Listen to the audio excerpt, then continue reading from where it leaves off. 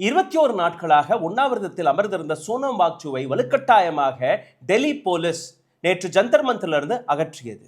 அதற்கு பின்னாடி இருக்கக்கூடிய காரணத்தை அவர்கள் என்ன எடுத்து வைத்தார்கள்? டெல்லி ஹைகோர்ட் அவர்களுடைய உத்தரவுப்படி சோனம் வாங்சுவை நாங்கள் அகற்றுகிறோம் என்று. ஆனால் இதற்கு பின்னாடி இருக்கக்கூடிய சதிவேலை நீங்க பார்க்க வேண்டும். பிஜேபியின் அரசாங்கம், நரேந்திர மோடி அரசாங்கம் நினைத்தது ஒன்று, நடந்தது ஒன்று. இந்த இடத்திலிருந்து இவரை அகற்றிவிட்டோம் என்றால் இந்த கூட்டமும் கலைந்துவிடும். இந்த உண்ணாவிரத போராட்டத்தை இத்துடன் முடக்கிவிடலாம். 144 சட்டத்தையும் போட்டுவிட்டார். டெல்லி போலீஸ் நேற்று முழுதினம் டெல்லி போலீஸ் நேற்றிலிருந்து அனௌன்ஸ்மெண்ட் செய்து கொண்டிருக்கிறது, அமைதியான முறையில் கலைந்து செல்லுங்கள், அமைதியான முறையில் கலைந்து செல்லுங்கள் என்று. ஆனால் இதற்கு பின்னாடி அவர்கள் போட்ட திட்டம் என்ன? 10,000க்கும் மேற்பட்ட போலீஸை அங்க டெப்யூட் செய்திருக்கிறார்கள். சிஆர்பிஎஃப் அங்க போடப்பட்டிருக்கிறது.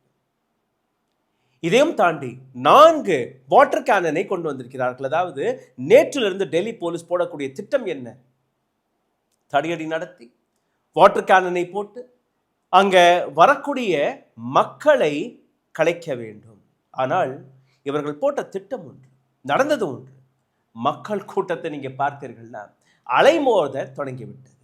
எந்த மக்கள் கடந்த 21 நாட்களாக வராமல் இருந்தாரோ, நேற்று சோனம் வாங்சுவுடன் நடந்த அந்த அத்துமீறல், அந்த வலுக்கட்டாயத்தை பார்த்த யாருமே தன் வீட்டில் தங்கவில்லை.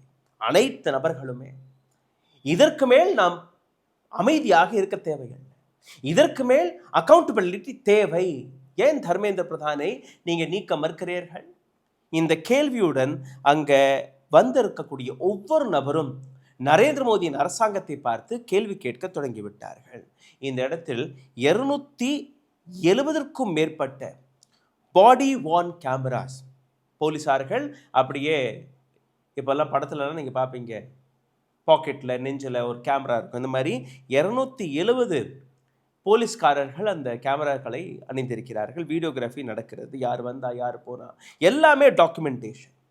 சீனியர் ஆஃபீஸர்ஸ் இந்த இடத்தில் டெப்யூ செய்திருக்கிறார்கள்.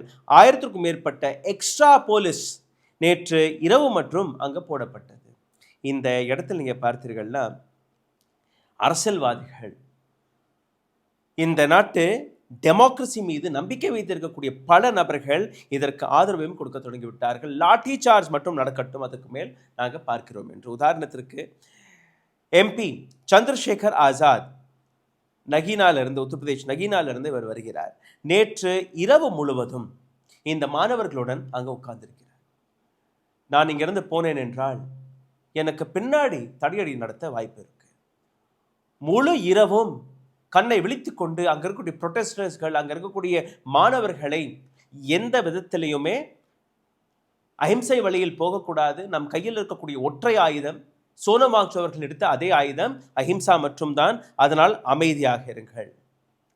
சந்திரசேகர் ஆசாதை பற்றி நீங்கள் தெரிஞ்சு கொள்ள ஆசைப்பட்டீர்கள்னா, வட இந்தியாவின் ஒரு மிகப்பெரிய தலித் ஃபேஸ் இவர் அங்கே இருப்பதும் ஒரு மிகப்பெரிய பலமாக அங்கே இருக்கக்கூடிய மாணவர்களுக்கு இருந்திருக்கிறது. ஆனால் போலீஸோடைய கோழைத்தனத்தை நீங்கள் பாருங்கள். வாட்டர் கேனன்களை கொண்டு வந்திருக்கிறார்கள். 4 வாட்டர் கேனன்ஸ் அங்கே வந்திருக்கிறது. கண்ணீர் புகை குண்டுகளை வீசுவதற்கான அந்த மெக்கானிசத்தையும் அவர்கள் தயாரித்து விட்டார்கள். 24/7 போலீஸ் இஸ் வெயிட்டிங். எப்போ இந்த கூட்டம் குறைகிறதோ அந்த நேரத்தில் தாக்குதலை நடத்தி விடலாம். ஏன்னா போலீஸ் மீது ஒரு அழுத்தம். என்ன அழுத்தம்? அடுத்த 24 மணி நேரத்திற்குள் இந்த கூட்டத்தை கலைத்தே தீர வேண்டும்.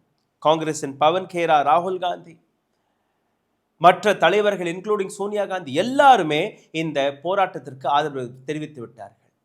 Akhilesh Yadav, Dimple Yadav, Samajwadi party, we are with you.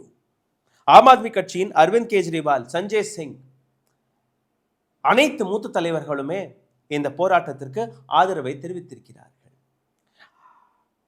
Uddhav Thackeray, Pinarayi Vijayan, Brinda கரத், இது போன்ற பல்வேறு நபர்கள் அவர்களும் தன்னுடைய ஆதரவை தெரிவித்திருக்கிறார்கள். 20ஆம் தேதி, அதாவது நாளை காலை சன்சத் சலோ என்கிற ஒரு போராட்டத்தையும் அறிவித்திருக்கிறார்கள். இதில் எந்த அளவில் கூட்டம் வரப்போகிறது என்று சிந்தித்து மற்றும் பாருங்கள். அனைத்து கட்சிகள், அனைத்து மாணவர்கள், அனைத்து அமைப்புகள் இன்க்ளூடிங் விவசாயிகளும் இதில் கலந்து கொள்ள இருக்கிறார்கள். அதனால் அதற்கு முன்பே இந்த போராட்டத்தை எப்படியாவது உடைக்க வேண்டும் என்கிற ஒரு விஷயம். இந்த இடத்துல இன்னொரு சதிவேலும் நடந்தது. டெல்லியின் போலீஸ் கமிஷனர் சதீஷ் கோல்ச்சா அவர்கள் நேற்று முன்தினம் திடீரென்று மாற்றப்பட்டார். 10 மாதங்கள் அவருடைய ரிட்டையர்மெண்ட்டுக்கு அவகாசம் இருந்தால் கூட அனுராக் குமார் என்கிற ஐபிஎஸ் 1994 பேட்ச் இவரை கொண்டு வந்தார்கள். இந்த விஷயத்தை பற்றி டெல்லி போலீஸ் அதிகாரிகளுக்கு கூட தெரியாதாம். திடீரென்று அனுராக் குமார் நான் தான் இதிலிருந்து டெல்லி போலீஸின் கமிஷனர் என்று தன்னை அறிவிக்கிறார். அப்போதான் சதீஷ் கோல்ச்சா அவர்களுக்கே தெரிகிறது அவருடைய சீட்டை கிழித்து விட்டார்கள். அமித்ஷாவுடைய இந்த ஆபரேஷன் பிளானில் கலந்து கொண்ட அனுராக் குமார் வந்த உடனேயே முந்தானேற்று இரவே இந்த பிளானை போட்டுவிட்டார். அதாவது இன்டெலிஜென்ஸ் பியூரோவில் ஐபியின் ஸ்பெஷல் டைரக்டராக இருந்த அனுராக் குமார் தான் இப்போ டெல்லியின் புதிய போலீஸ் கமிஷனர். அவர் வந்த உடனேயே அடுத்த நாள் காலையில் நேற்று சோனம் வாங்சு அகற்றப்பட்டார். அதற்கு பின்பு இப்போ நடக்கக்கூடிய இந்த அனைத்து மூவ்மெண்ட்டுமே, இந்த அனைத்து சேஞ்சஸுமே அவருடைய இன்ஸ்ட்ரக்ஷன் படி தான் நடக்கிறது. இந்த இடத்தில் ஜந்தர் மந்தரில் நடக்கக்கூடிய இந்த போராட்டம் இதற்கு மேல் வளரக்கூடாது. இதற்கு மேல் வேறு யாருமே ஜந்தர் மந்தரில் திரும்பி வர உட்காருவதற்கு கூட அவர்கள் சிந்திக்க வேண்டும், யோசிக்க வேண்டும் என்கிற அந்த பயத்தை உருவாக்குங்கள் என்கிற ஒரு உத்தரவை போட்டிருக்கிறார் அமித்ஷா. சிந்தித்து பாருங்கள், எந்த அளவில் மாணவர்களை உடக்கக்கூடிய வேலையை இவர்கள் பார்த்து வருகிறார்கள். அதற்கு பதிலாக தர்மேந்திர பிரதானுடைய ரெசிக்னேஷன் இல்லை, சோனம் வாங்சோடைய ஒரு பேச்சுவார்த்தை இதை நடத்தியிருந்தாலே போதும் இந்த அளவில் போராட்டமும் நடந்திருக்காது. இந்த அளவில் மக்கள் அரசாங்கத்துக்கு எதிராகவும் கேள்வி கேட்டிருக்க மாட்டார்கள், இந்த ஜந்தர் மந்தருக்கும் வர மாட்டார்கள். ஆனால் நரேந்திர மோடி ஒரு டிப்ளமேட்டிக் முறையாக, ஒரு டெமோக்ரஸி முறையாக, ஒரு கான்ஸ்டியூஷனல் முறையாக பேச்சுவார்த்தைக்கு எப்பவுமே தயாரானது கிடையாது. அராஜகம், சர்வாதிகாரம், அடக்குமுறை, இதுதான் இந்த ஆட்சியின் முகம். சிந்தித்து பாருங்கள். நன்றி, வணக்கம். இந்த வீடியோவில் உங்களை இன்னும் ஆழமாக குறிச்சிருக்கும் முன்பொரு செய்தி கூறி உங்களுடைய சேனலை தொடர்ந்து முடக்கக்கூடிய வேலையை பார்த்து வருகிறார்கள். இதிலிருந்து மீட்டெடுப்பதற்காக உங்களுடைய உதவி தேவைப்படுகிறது. நீங்கள் செய்ய வேண்டிய ஒரு சில சாதாரணமான விஷயங்கள்: லைக், ஷேர், சப்ஸ்கிரைப் பட்டனை தட்ட மறக்காதீர்கள். உங்களுடைய கேள்விகளை, கருத்துக்களை கீழே கமெண்ட் பாக்ஸில் எழுதிவிடுங்கள். இதையும் தாண்டி பொருளாதார ரீதியாக எங்களை தொடர்ந்து முடக்கக்கூடிய வேலையை பார்த்து வருகிறார்கள். அதிலிருந்து மீட்டெடுப்பதற்காக உங்களுடைய உதவி அருகில் இருக்கக்கூடிய QR கோடை பயன்படுத்தி நீங்க உதவலாம்.